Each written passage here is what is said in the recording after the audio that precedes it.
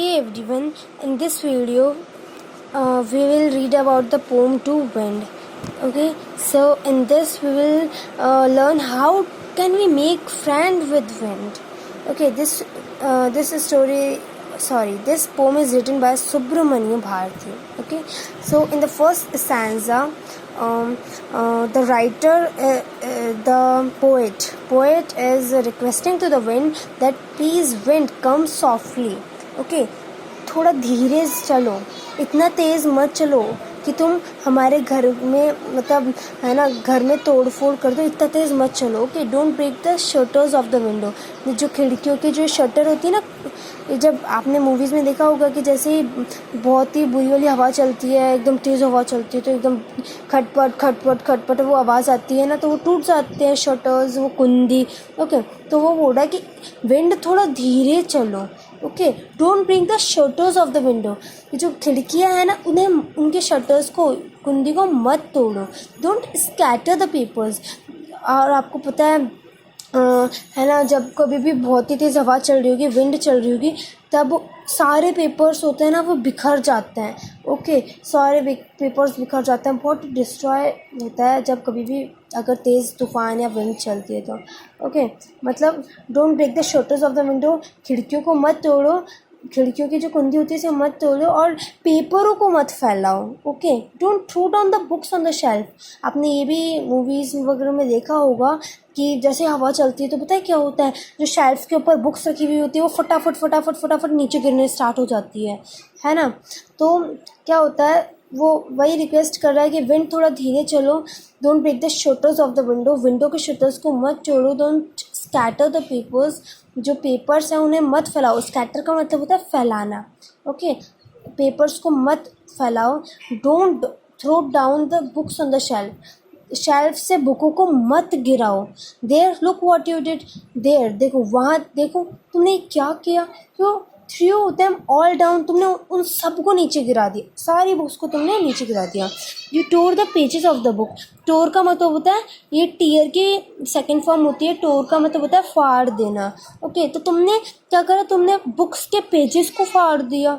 इतनी मतलब बहुत ही मतलब तेज़ हवा चल रही है कि तुमने बुक्स होती है ना उसके पन्ने भी फट जाते हैं कई बार. Okay you brought rain again. तुमने वापस से बारिश ले आई.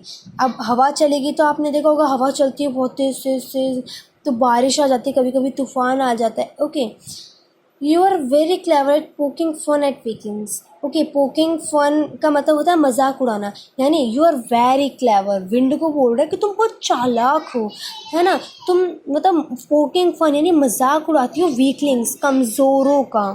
ओके और अभी यहाँ क्या बताया है, यहाँ बस है ना जो पोएट है वो विनती कर रहा है कि थोड़ा धीरे चलो.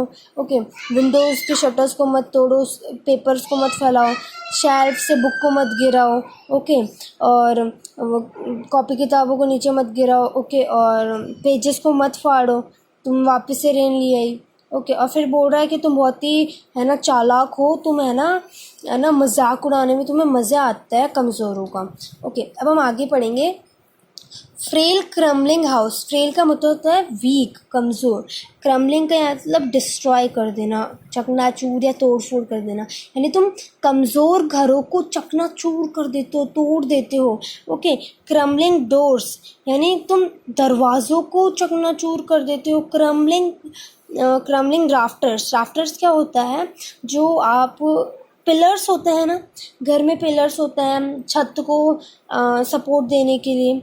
ओके तो उन्हें बोलेंगे राफ्टर्स. ओके तो मतलब तुम वो भी तोड़ देते हो, उन्हें भी डिस्ट्रॉय कर देते हो.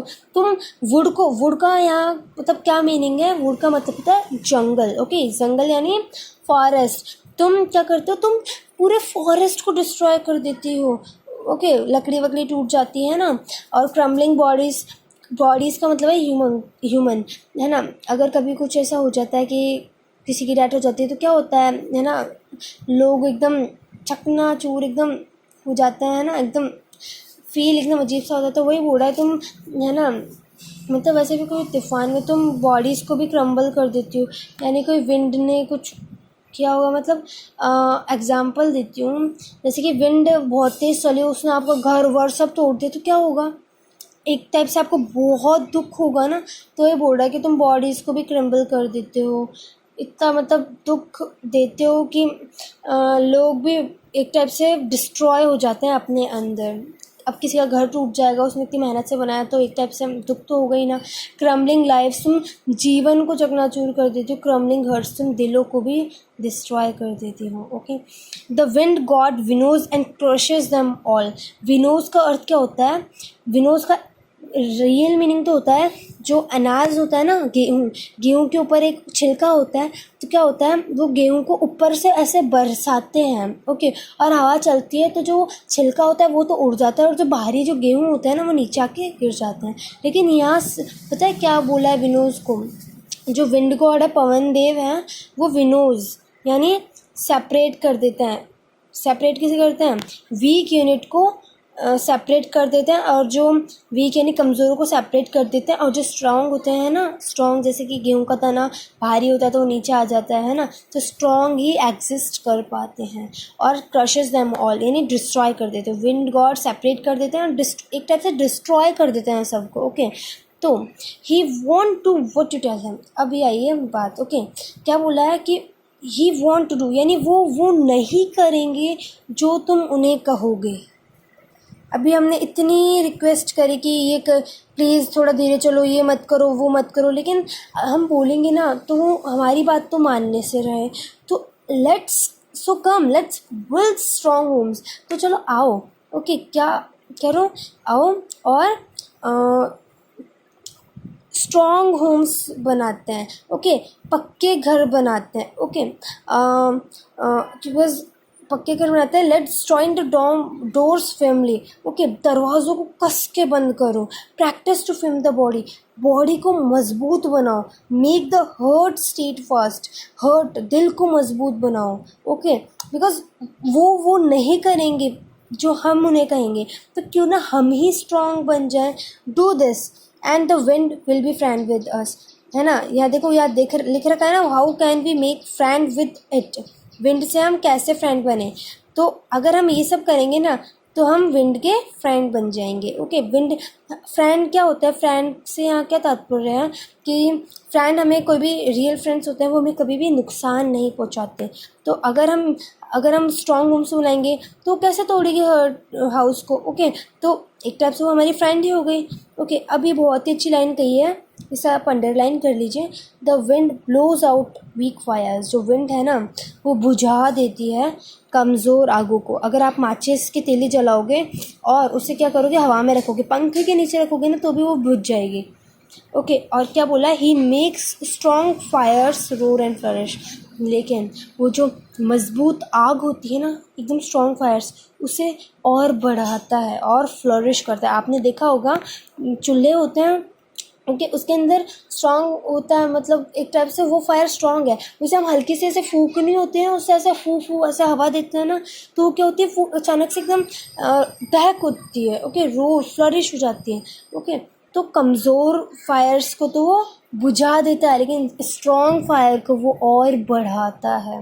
ओके, जो विंड है उसकी फ्रेंडशिप बहुत अच्छी है। We praise him every day. हम उसे हर रोज़ प्रेज करते हैं, बढ़ाई करते हैं, नमन करते हैं। So with this we have completed the poem Wind. Any doubts, so please ask in comment section. If you like the video, please if you like the video, if you understand anything in the video, please like the video, subscribe our channel. Thank you very much.